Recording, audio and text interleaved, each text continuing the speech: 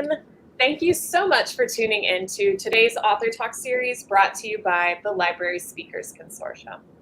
The Library Speakers Consortium is a partnership of more than 250 library systems across 37 states with the goal of making Author Talks more accessible to communities of all sizes.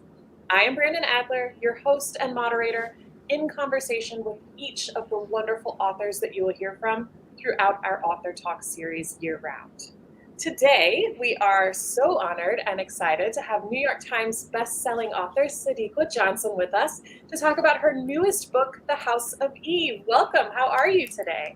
Oh my goodness, I'm doing wonderful. Thank you so much for having me. Of course, of course. The pleasure is all ours. Thank you so much for building in time. I know you're crazy doing tours right now, so thank you for being here. Yes. Before we dive in, very, very excited to get started, but let me pause for one moment and give everybody that kind of standard housekeeping information that'll make our talk run a little more smoothly, and then we'll learn a little bit more about you. We have compiled some viewer questions that were pre-submitted with registration, but we will also be taking your additional questions throughout the entirety of this conversation. So when you do have a direct question for Sadeqa, you can click that questions button that's just below this live stream. In addition, we invite you to interact with your fellow viewers in that live chat box, also located below the live stream. It's always fun to see where everybody's tuning in from. As a reminder as well, if you're unable to attend the full talk for any reason, you will receive a thank you for attending email in about 24 hours. And in that email, you can find a link to the recording. Now, to formally introduce our guest for today, Sadeqa Johnson is the New York Times bestselling author of 5 novels. Her accolades include being the 2022 Hurston Wright Foundation Legacy Finalist, a BCALA Literary Honoree, and the Library of Virginia's Literary People's Choice Award winner. She is a Kimbilo Fellow and teaches in the MFA program at Drexel University.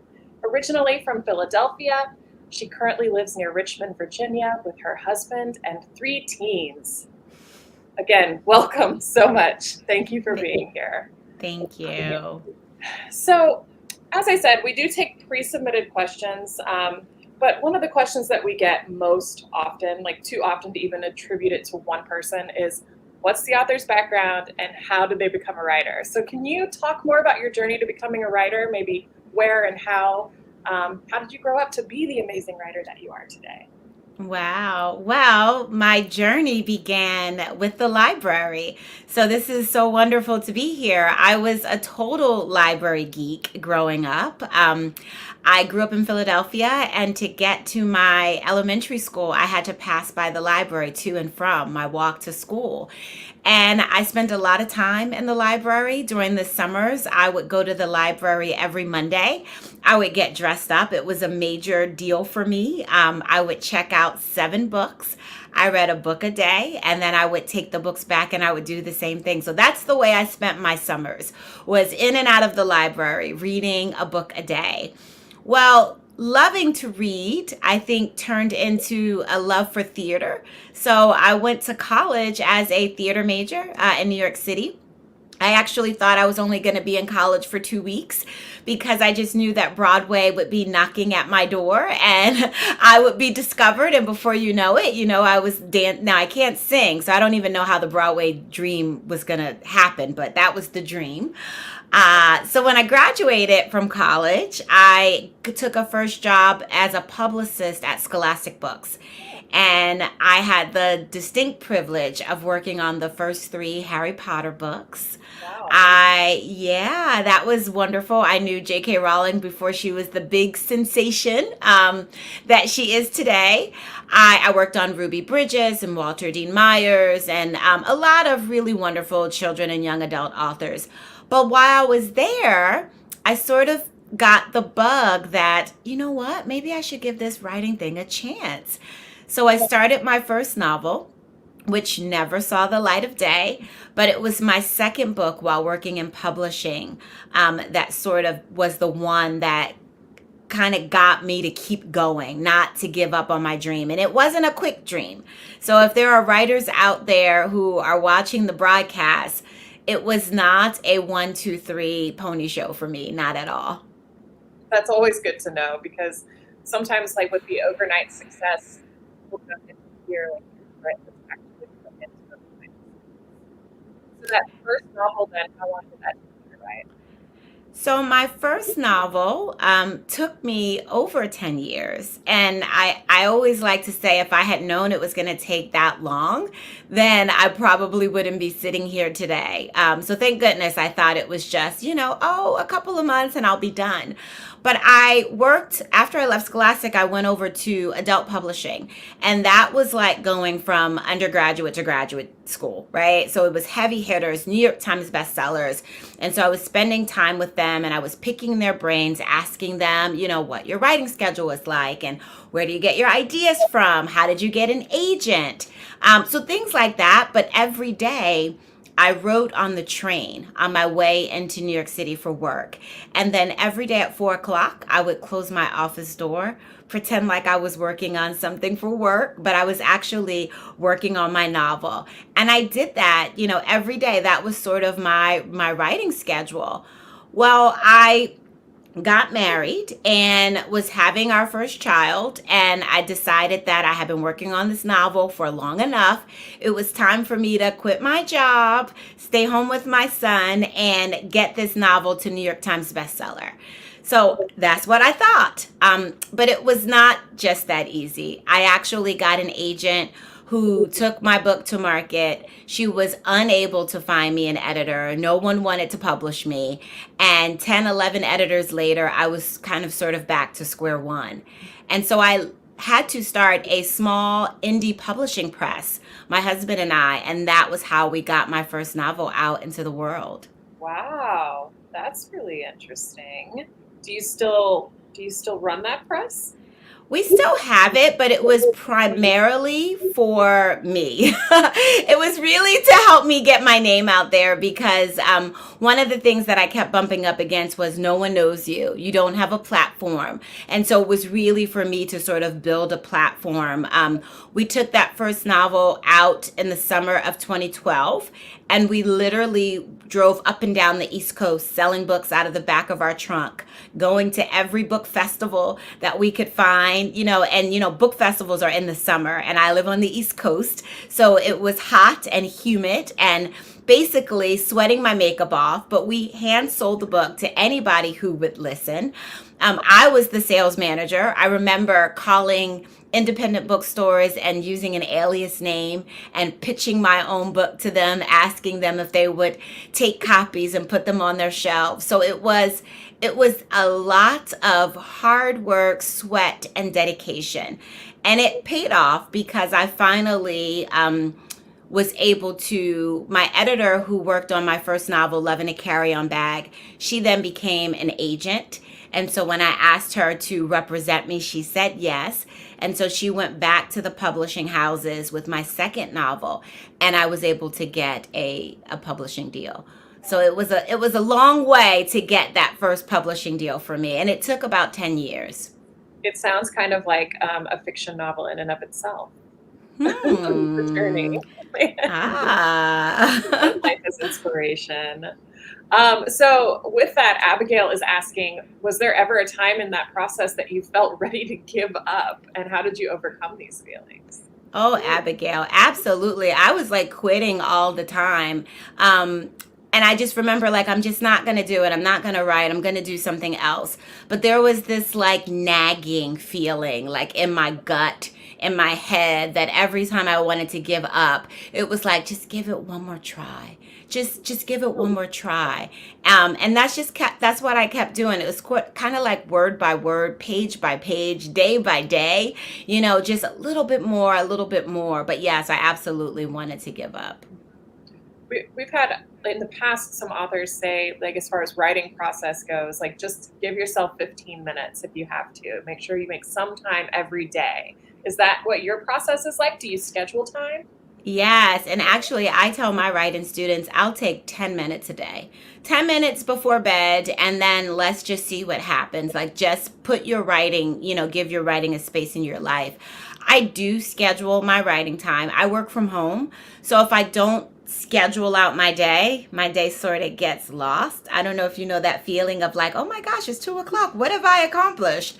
So I have to sort of schedule my day out.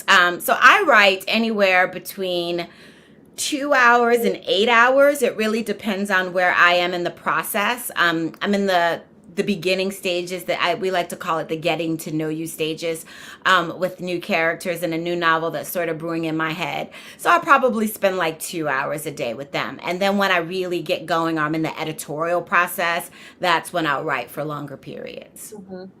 I love that you say that you spend about 2 hours a day with them, like being your new characters. I've seen in another interview that you kind of embody your characters. Is that right? Yeah, well, I think my theater background has given me an extra superpower. So when I'm writing a novel, it feels sort of like I'm a method actor, and I turn my body over to my characters. And so what they feel, what they experience, I need to feel it too. So if there's a scene where, there's a mother and she's losing her children, or someone's taking her kids, like I need to feel that like in my gut, or I need to feel it. Sometimes I feel the emotions that they're having. If they're crying, I may, have some tears too. It really depends. Yeah, that's amazing. That's a very, very interesting way to kind of get in there and feel their personalities. Celia is saying, have you found that your writing flows easily during a specific time of year or season, or even in certain locations, I would add? Ooh, that's a really good question. It really flows once I get to know the characters better, and we are sort of in a contract, so to speak. Like, okay, you've come to me, you want me to write this story. I'm going to write it, but we need to do this together. So you lead and I follow. And if I could keep myself sort of in that space, things start to flow. Sometimes I write in my kitchen. My dog just passed away, so I used to write in my kitchen so that I could be close to her.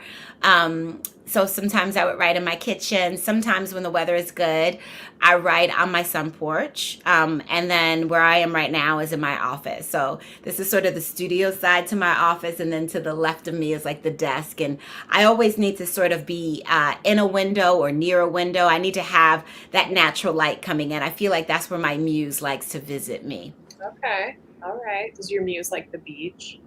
Ooh.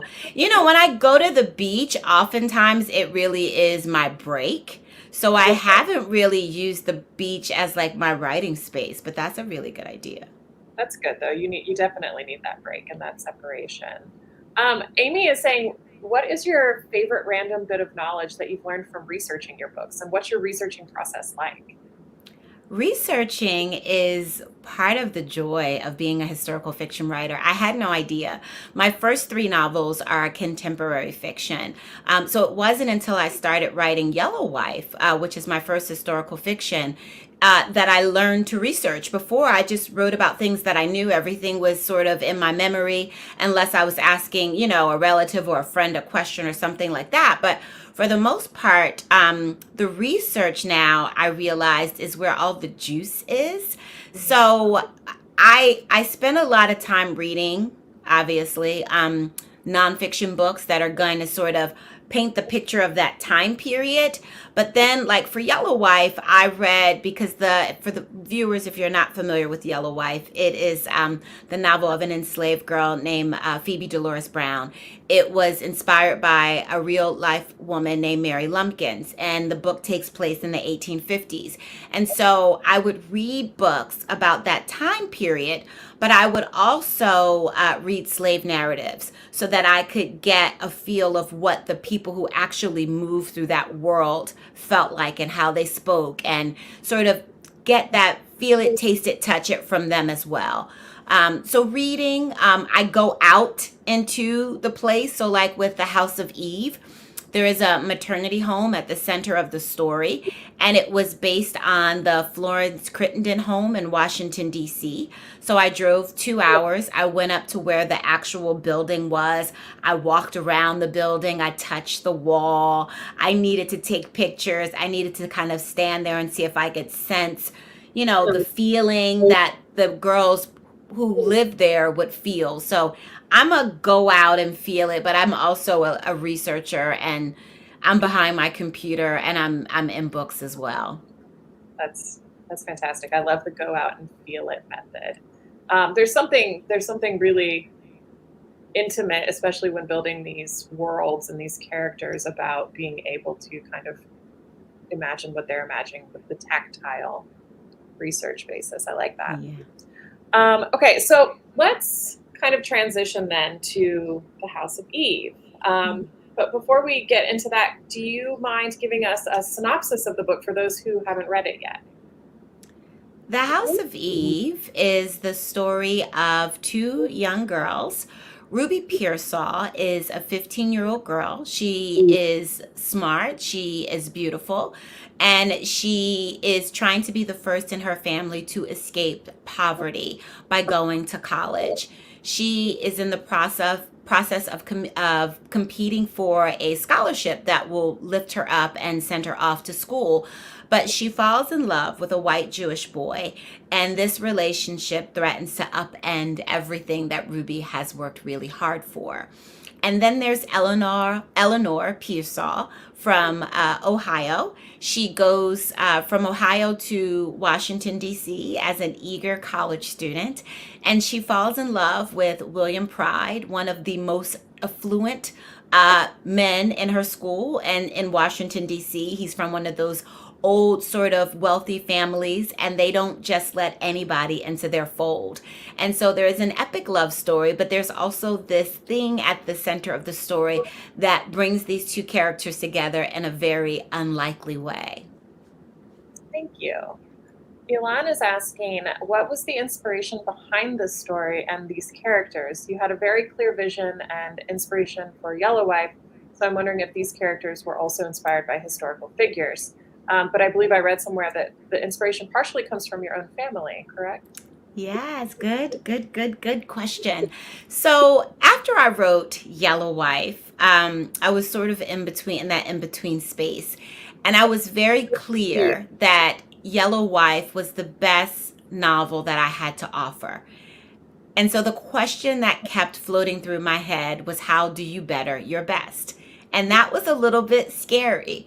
But I kept seeing this character, which was Ruby. I knew she was 15. I knew that she was smart. I knew that she was shaped like a Coca-Cola bottle. I knew she was in sexual danger. And I also knew that she had a mother that wished she had never been born. And this thought sort of got me thinking about my own family history. My grandmother told me that she was the black sheep of our family, that she had my mother at age 15. She got pregnant at 14 and had my mother at 15. And she was unmarried and she didn't have a husband in sight. This was in the early 1950s, so there was a lot of shame around this pregnancy. And so they hid it from everyone, including the child that she had. So my mother tells me that she didn't know my grandmother was her mother until she was in the third grade. It had not been discussed openly. And up until that point, this is just the way they lived. And it got me thinking about mothers and daughters, their relationships, shame and secrecy in a family. And what options did my grandmother, as a black woman in North Philadelphia in the early 1950s, what options did she have when she found herself pregnant? And that thought led me to the discovery of these maternity homes. It's so fascinating. And Anna has a good question about, so the inspiration behind the characters comes from your family, from your grandmother, but does that inspiration account for the setting of the book as well? Or is it just because you were familiar with those areas? The setting for Ruby's story takes place in North Philadelphia. My mother's family is from North Philadelphia, so I would visit a lot as a kid. But I also poked around a lot in my mom's memory of what it was like walking through the streets, who lived near who, who traded commerce, what neighborhoods touched, that sort of thing. So I rooted around in my mom's memory for Philadelphia. Eleanor living in Washington, D.C. and going to Howard University was a complete it was a complete new look for me. I had written about DC. My husband's family is from Maryland, DC. So I have a thing about Philly and DC, Philly and Maryland, that sort of thing. And I've written about it in other books. But it was also a discovery of U Street, which was called Black Broadway. And they had all of these wonderful theaters and restaurants. And it was where Black people, shopped and spent money and got dressed up and went to these wonderful shows. And I thought, ooh, I haven't read about that in a novel. This is a really good place to set my story. Yeah, it's very fascinating to read about. Interestingly, Taylor just asked about the names of the characters, saying my mother's name was Ruby Pearsall. Very unusual name. How did you come up with the characters' names? Wow, that is fascinating. Well, Pearsall is my grandmother's. It's a last name in my grandmother's family. I sometimes will take names off of my family tree. So Pearsall was definitely a family name. And Ruby, when I was younger, my grandmother lived on Sydenham Street in North Philadelphia, and her next door neighbor, her name was Miss Ruby. And I remember that I always thought that she was so glamorous. She always like wore pearls and she had her nails done. And she was the only house on the block, because this is like, if you're not familiar with Philadelphia, they're very small streets and they're row houses. But her house had a front porch where everybody else just had a row house. Hers had a front porch. So she just always seemed a little bit more elegant and glamorous than everyone else on the block. And that's what I was thinking about when I selected Ruby's name. I love that. Thank you. Can you talk to us more about Ruby and Eleanor, whose lives eventually intersect without kind of giving anything away? They're a little more similar than you might first suspect when you first start reading the novel. Is it true? I think I read somewhere that this was originally just going to be a story about Ruby. It was. I was thinking about Ruby. I was writing her in first person. I knew that she was up close and personal and that I wanted to walk through the story with her. I wanted readers to feel like they were her as they were going through the story. And one day I was sitting in my office where I am today, and I could just feel this really strong presence come over me. And it was aggressive and it was rageful and it was angry and it was desperate, and I could feel it, and I sort of kind of turned into it, and it was this thought of, I need your help, I need to have a baby. And I thought, okay. And this was Eleanor. And I thought, okay, little miss, where did you come from? This was a one person story. But I also believe in big magic. Elizabeth Gilbert talks about, if a character visits you, you only have a certain amount of time to sort of swoop them up and claim them, because the story is going to get written one way or the other. And if you don't swoop them up, then you're going to go to your local library and find a book with Brandon Adler's name on the cover, and you're like, that was my story. So I swooped Eleanor up and I said, I'm going to put you in my notebook. I'm not quite sure what I'm going to do with you. But that weekend I was watching Toni Morrison's documentary, The Pieces I Am. And if you haven't seen it, I think today is the last day of Black History Month. You need to go and jump on it. Toni Morrison's The Pieces I Am. And in the documentary, Toni Morrison says, I didn't know that Black folks separated themselves by color until she stepped foot on Howard University's campus, which is a historical Black college and university in Washington, D.C. She said, in Ohio, Black folks were so busy trying to get along with everyone. She lived with Irish and Poles and Germans and Italians. She said, we didn't have time to pit ourselves against each other. And so I thought, oh, so she had not experienced colorism until she got to college. And so this got me thinking about Eleanor's character. And I thought, well, what if she was from Ohio and she went to Howard University? Because the idea of these maternity homes, the part that was eluding me when I decided that that's what I wanted to write about, was that in my research, I couldn't find a single Black woman's story. These maternity homes were largely for white women. And I was trying to bridge that gap. So I thought, well, what did the wealthy black families do during that time if they wanted to have a baby, because this was before IVF, right? And so these were the only places, these maternity homes were the only places for couples who could not conceive to have a baby. And so I thought, well, if she appears at Howard, then what? And I did a little bit more research. Howard is known as the Black Ivy League because it has graduated more African American doctors than any other university in the country. And so I thought, okay, well, this is where the affluent would go. This is the doctors and the judges and the lawyers and the entrepreneurs. And so I thought if I could combine those two worlds, then I would have a story. So Yeah, that was sort of how Eleanor came onto the scene. that's fantastic.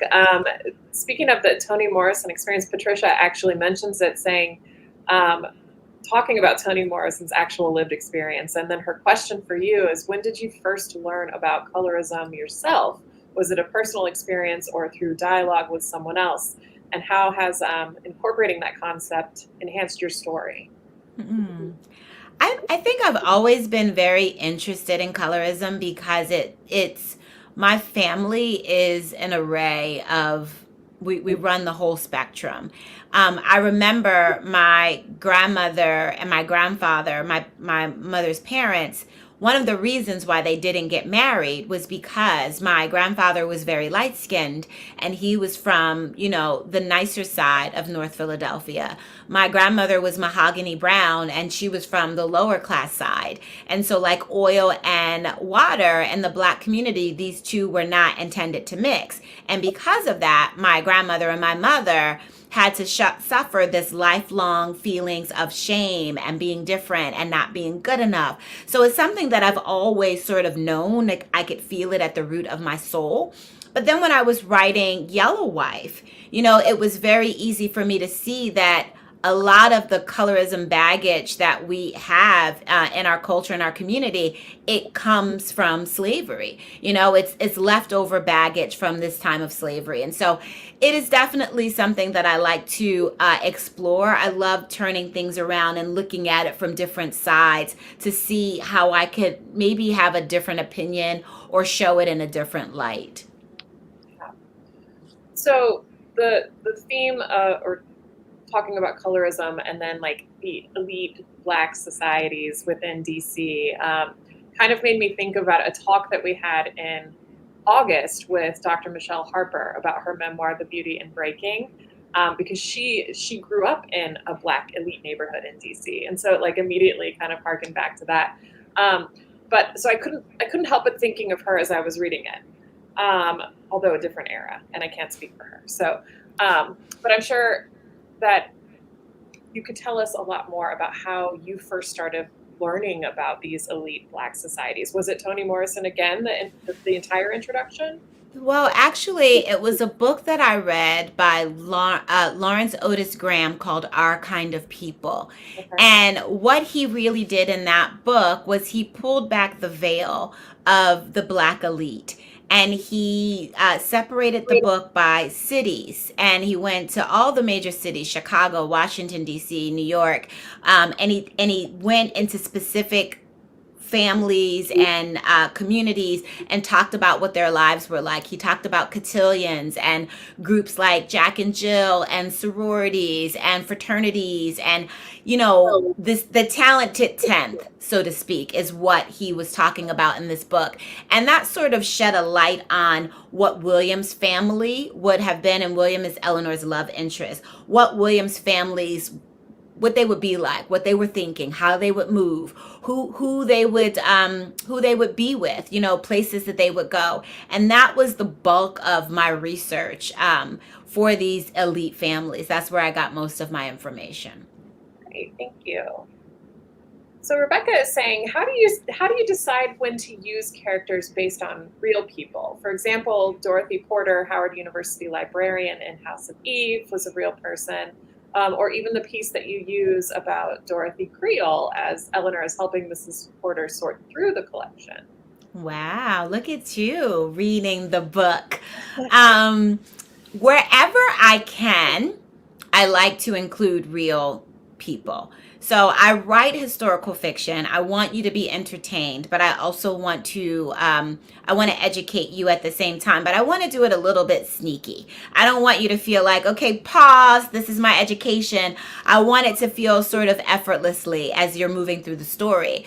So when I came across Dorothy Porter Wesley in my research of Eleanor, I knew Eleanor was going to work at the library because I love the library and just an excuse for me to like root around and get to find some fun facts. But when I was looking into the library, Dorothy Porter came up in my research, and I thought, my goodness, how come I had not heard of her? And how come no one's talking about this phenomenal woman who spent over 40 years amassing the largest collection of Black, African, African American, Caribbean art, artifacts, stories, letters, pamphlets, records, music, everything. Like, she was referred to as the shopping bag lady because she was known to root around in people's basements and dusty attics. And she said that the untrained eye couldn't see the treasures that she could. They thought it was trash, but it was actually treasures. She didn't have a lot of money to amass her collection, but she had a lot of friends, and people were constantly sending her donations. It is still the largest collection in the country. It is housed at the Moreland Spingarn Research Center at Howard University. And she also had a problem with the Dewey Decimal System. So as she was archiving her material, she was frustrated because there were only two sections for anything that had to do with Black culture, and that was slavery and colonization. And so she created space in the Dewey Decimal System so that she could properly archive all pieces of our culture. So I knew I needed to write about her. Yeah, you absolutely did. And I feel like you so perfectly captured her passion and her giddiness and her imagination for the profession. I loved it. It was like librarians that I've worked with for the last 10 years myself. Hmm. So you spoke earlier about themes of motherhood throughout the book. And I'm just wondering if you can talk more about this, because it's not really just Eleanor and Ruby going through kind of these different areas of motherhood, but even those who surround them that kind of take on a motherly role in one way or another. Even men at times kind of become nurturing and mothering, like thinking of dear William in particular. I think of motherhood as a constant theme that runs through all of my novels. I'm fascinated with it. I think when you become a mother yourself, it's hard not to write about motherhood.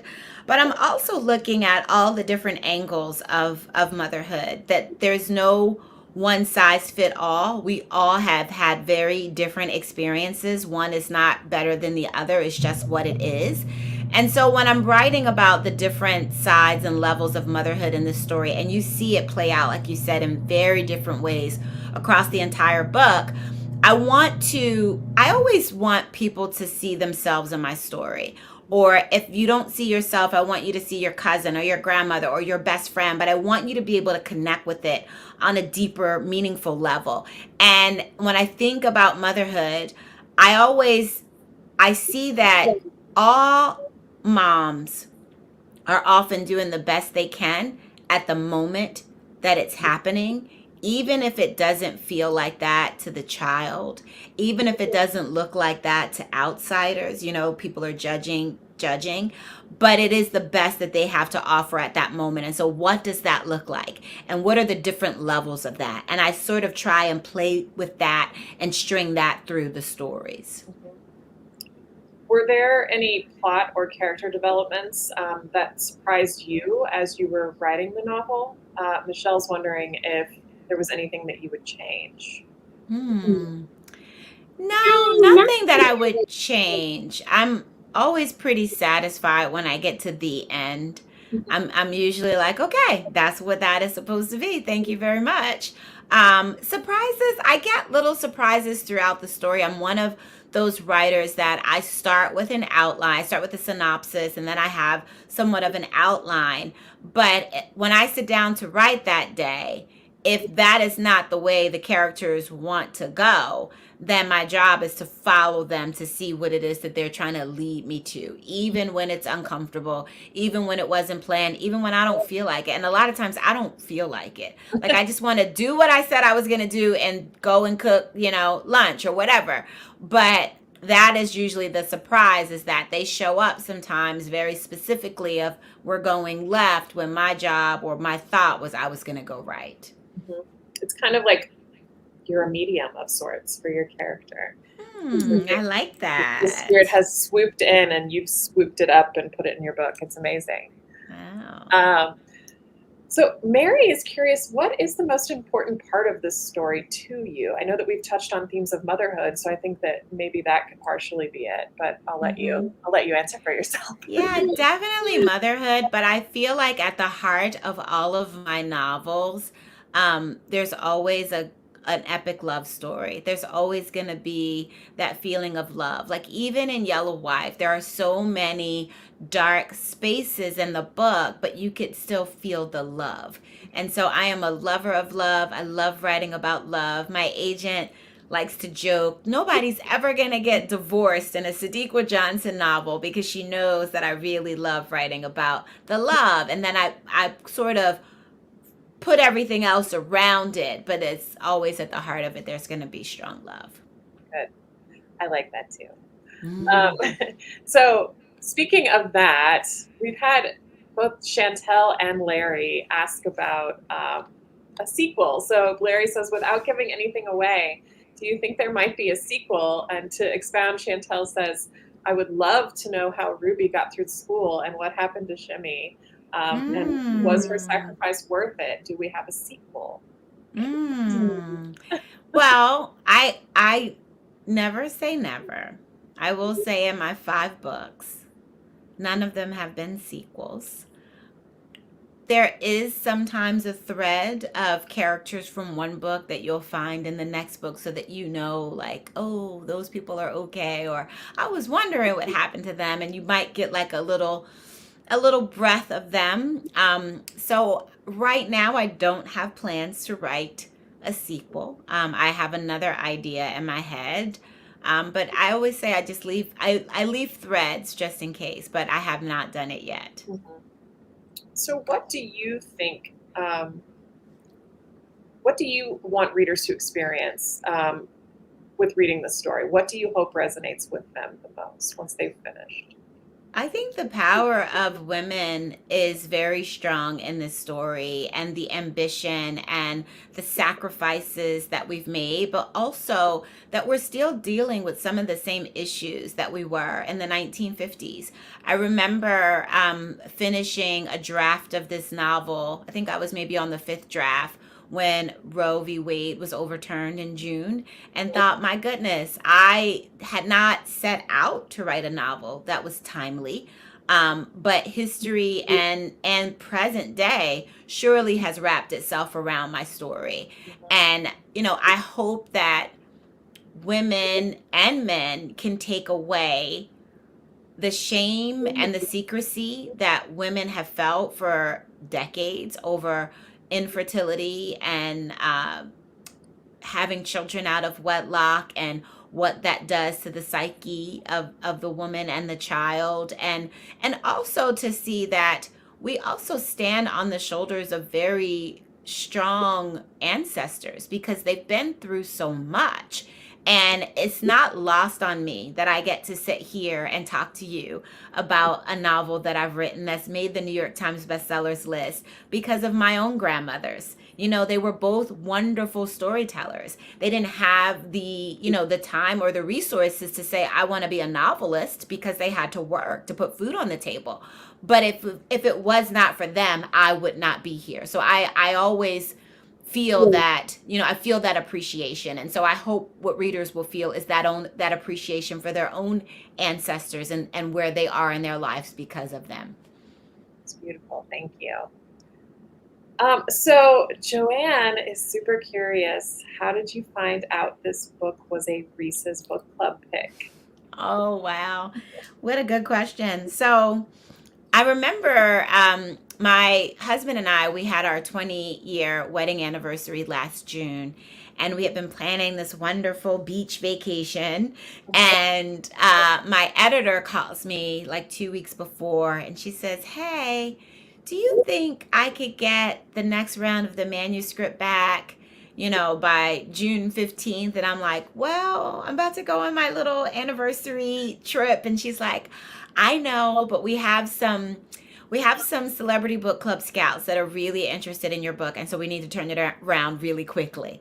And I'm like, "Now how do you say no to that, right?" Yeah. So I take my novel with me on my vacation, and I remember getting up like 2 hours early before my husband so I could sort of write in the morning and still spend time with him. So I turn it in on June 15th as requested, and I sort of went on about my life. I didn't think about it anymore. And then I think like late September or early October, she says, "Hey, could you pop on a quick Zoom call with me?" And I'm thinking, goodness gracious, like, could I have a little more notice? I had on like a ratty t-shirt, hair all frizzy and crazy, but I'm like, forget it, I'll just jump on. And so I jump on the Zoom, and it's like my agents are on the Zoom and some other people from Simon and Schuster, and I'm like, wait, what's going on? And then she says, "We want to tell you that Reese Witherspoon has selected The House of Eve as one of her picks." And then she says, "But the caveat is she wants to move the pub date. My book was originally coming out March 7th. And she said she needs to move it to February 7th. Are you okay with that?" And I'm thinking, she can publish my book tomorrow. Like, I am totally cool. Reese gets what she wants. So that was the moment. You have to hold on to the secret. You can't tell anybody. So I was able to tell my husband, and so we were sort of like giddy about it, just the two of us, for a couple of months before the announcement. That's amazing. And so where were you then when you found out that you made the New York Times bestseller list? My goodness. So I was on book tour, and I was in Jackson, Mississippi. And if you have ever been to Jackson, it is really hard to get an Uber. So I was standing in my hotel, going back between like looking at my Uber app, asking the concierge, like, should I just call a cab? Like, I'm trying to get to my book event. I don't want to be late. And then again, my editor calls me and she's like, "Hey, I got some people I want to patch into a quick three-way call." And I'm standing in the middle of the lobby ready to go. And she's like, "We just want to tell you, you've just made the New York Times bestsellers list." And it was like, oh my gosh, oh my gosh. I'm like standing, sitting, walking, pacing. Like, it was just all this like moment of, I have been waiting 20 years for this moment, and it's happening in the middle of a hotel room or lobby by myself as I'm trying to get into an Uber. So it was not the way I had envisioned finding out. It's like a what do I do with my hands moment. Like, Yes, but it was oh so sweet and still so satisfying. Even just now when you introduced me, New York Times bestselling author Sadeqa Johnson, my insides are like, oh my gosh. that's amazing. Congratulations. Thank you. So Joyce is saying, I loved Yellow Wife. It started me back reading again. The House of Eve is a lot different than Yellow Wife. How did you prepare differently for these books, even psychologically? Oh, that's a good question. I want to say The House of Eve was a tad bit easier to write, because the 1950s was not that far ago, whereas Yellow Wife, it was, over 100 years before I was born. So there was nobody who I could say, "Hey, how did it feel walking through the streets of Richmond in 1850?" Where I could go to my mother and my father and say, even though it wasn't the 50s, tell me about your childhood in North Philadelphia or South Philadelphia, Yeah. and sort of take what I needed and make it timely for the story. So it was a little bit easier for me to access. I will say that in rooting around in my mom's history and sort of taking my grandmother's story, a little part of me was like, is this okay? Are they going to be okay with it? My grandmother had passed on prior to me even getting the idea. So I like to say that, she's smiling on me and she's happy that I'm telling her story and that she's put that little extra sauce and magic on it for me. And that's why I'm a New York Times bestseller now. So that would be the difference for me. Okay. So Sarah just asked, did you base William on a specific person? Because I kind of fell in love with him. Does he really exist? Oh my gosh, Sarah, join the club. Like everybody is in love with William Pride, me too included. But he is a figment of my imagination. I did name him William after my grandfather, my paternal grandfather, which I did that because I always tried to imagine, my grandparents living in a different time. Like, what would their lives have been like if they had other opportunities and other advantages? So I did name him William after my grandfather, but the first time I saw William, he was bent over his books in the library, and Eleanor was like, oh my gosh, look at that back. Like, that was my intro to William. That was the very first scene that I didn't even know what his face looked like. And then it just, it progressed over time. But he was just so kind and yeah. Who didn't want a William Pride as a husband, I agree. Yeah. Sandy says, how do you arrive at the titles of your books? So I will say The House of Eve, out of all 5 of my novels, was the one title that I did not pick. My other 4, I picked the titles. They stuck. It was not a thing. But my original title for The House of Eve was Where the Bad Girls Go, because in all of my research of maternity homes, that is how the women were referred to. They were wayward girls. They were fallen women. They were the bad girls. This is where the bad girls went. And so I thought, ooh, where the bad girls go. And my fantastic editor was like, yeah, no, that sounds like a thriller, we got to come up with something different. So it was definitely a joint effort. The House of Eve, they kept coming back with new titles. And I was sort of like indifferent for a while because I was like poking my lip out that my title didn't stick. But then when we got to The House of Eve, we got down to 2 titles. It was The House of Eve and Wayward Girls. And I thought, well, The House of Eve just has so much more punch. So I actually went back into the story and wove it in a little bit more. So it felt like that was always the title. So I dropped in a few more little breadcrumbs so that it would gel and make it like that was always the title. Yes, that makes sense. You can find it. Yeah. Cool. Thank you. David is wondering, how has being a part of James River Writers helped you in your writing career? Wow. So when I first moved to Richmond, I've been living here for 8 years. I knew about the James River Writers when I lived in New Jersey. And so I kept thinking that's the first thing I need to do once I arrive is I need to connect and I need to become a part of the community. So that was an early decision. It was really nice to have sort of like a writing family. I was on the board for a couple of years and participated and helped with the conference. I haven't had as much time to participate over the last year or 2 because I've been super busy with the publications of the books, but it really sort of grounded me as a writer in my new home. Great, thank you. So I have to read a comment to you that was left in the pre-submitted questions from Dawn. Dawn says, I just want to thank you for your beautiful and eloquent novel. I'm so thrilled to have the chance to listen to your story. Congratulations to you for winning the Phyllis Wheatley Book Award. She has been one of my favorites and has been one of my heroes since I was 8 years old. You totally deserve that award, and I know she loves you and supports you all the way. You have helped bring her to new generations, and she loves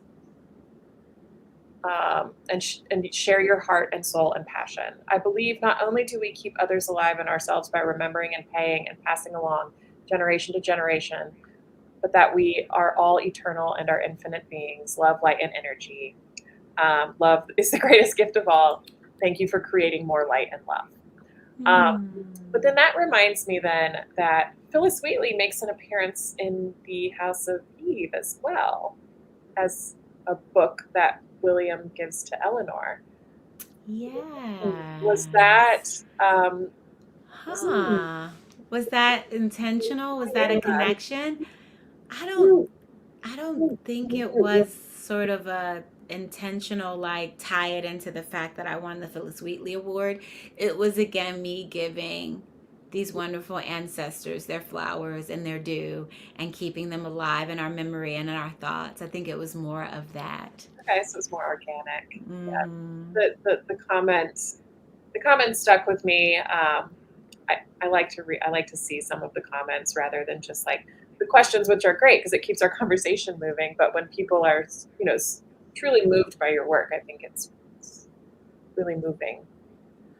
For me. Let's see. Okay, so I have this question as well, but Pam is saying, I love listening to Yellow Wife on audio. Can you talk about the process to create audiobooks? Are you involved in those? Do you listen to your audiobooks? Do you listen to audiobooks at all? Yeah, so I became a really big audiobook listener, I think, during the pandemic, because I had not been listening to audiobooks at all, but it became a way for me to read faster because once Yellow Wife came out, people started asking me to blurb their novels, which meant that I was always sort of reading a book that hadn't been published yet, but then there were books that were published that I wanted to read. And so I thought, well, if I'm blurbing, I'll read the galley, and then the books that I want to read for myself, I'll listen to the Audible book. So the process usually happens where the publisher will make a suggestion of one or two or three narrators for the books. Robin Miles narrated my first two novels.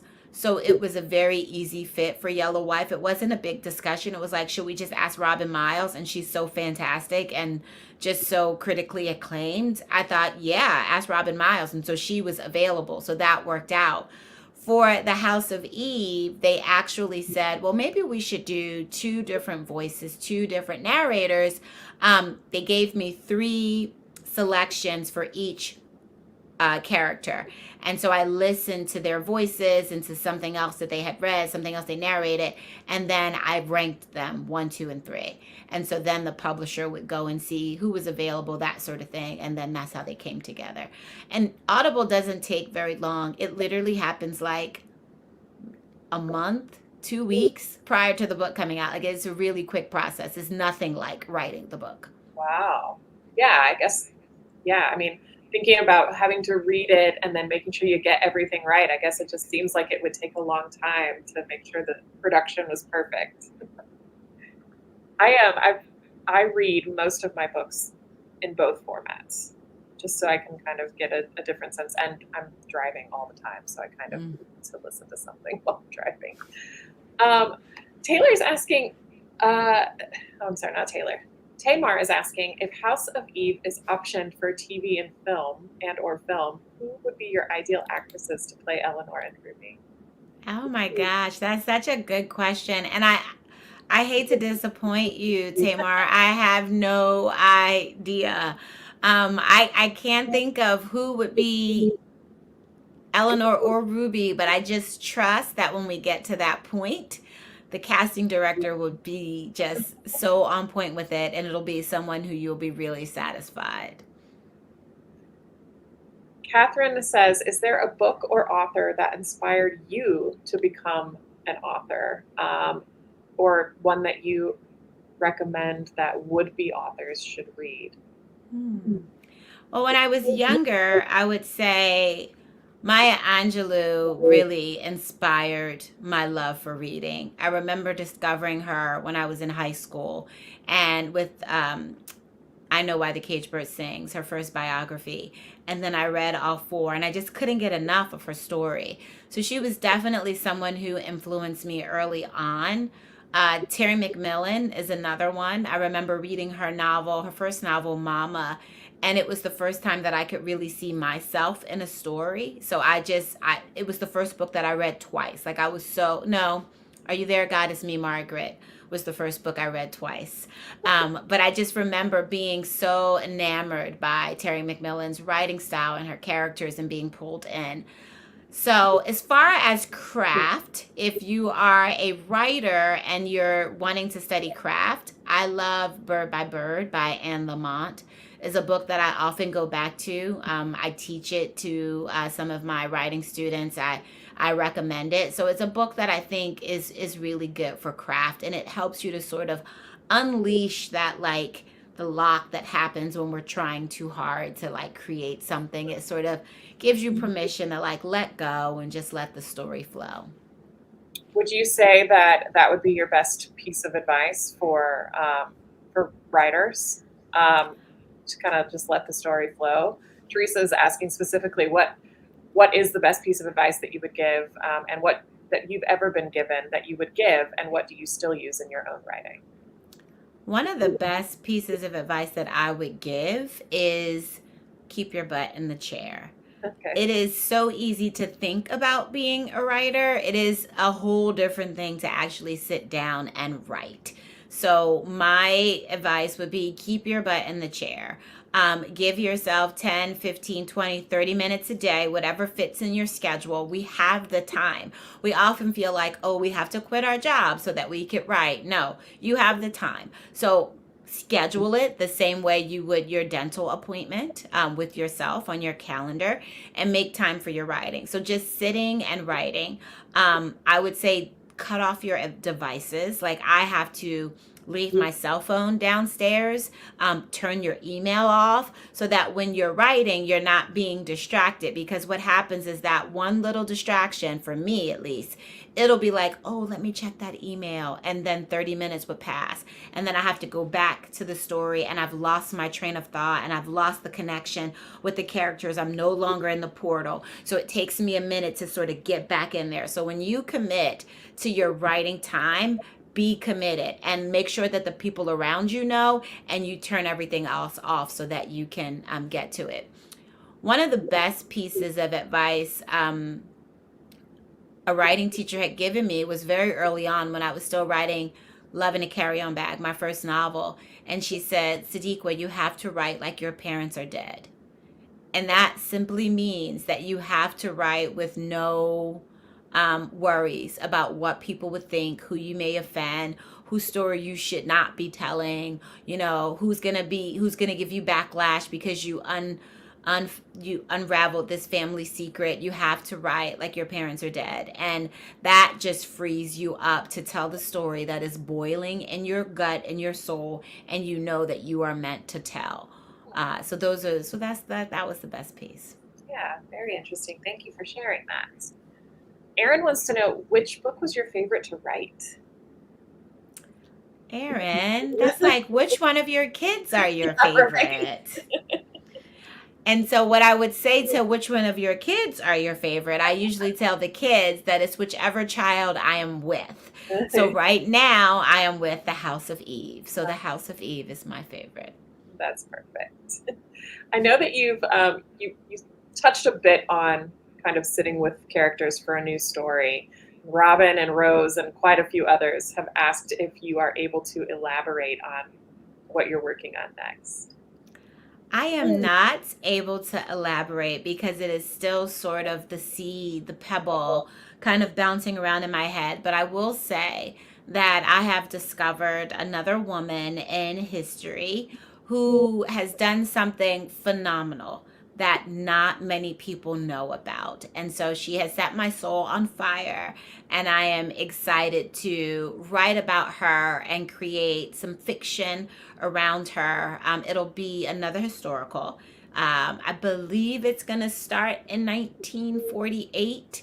It may be my first attempt at dual timeline. We'll see. I have not done that before, but I do always try and challenge myself with each novel to do something I hadn't done before and try something new with craft. So we shall see.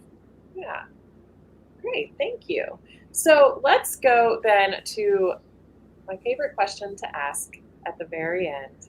I know that you just gave some really great craft book suggestions, but can you give our viewers an insight into who you love to read when you're not writing, and who you think that they should run out to their library and check out immediately?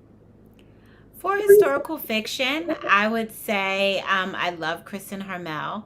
She is wonderful. The last book I read of hers was The Forest of Vanishing Stars. I know she has a new book coming out this summer called The Paris Daughter, which you should put on your TBR list.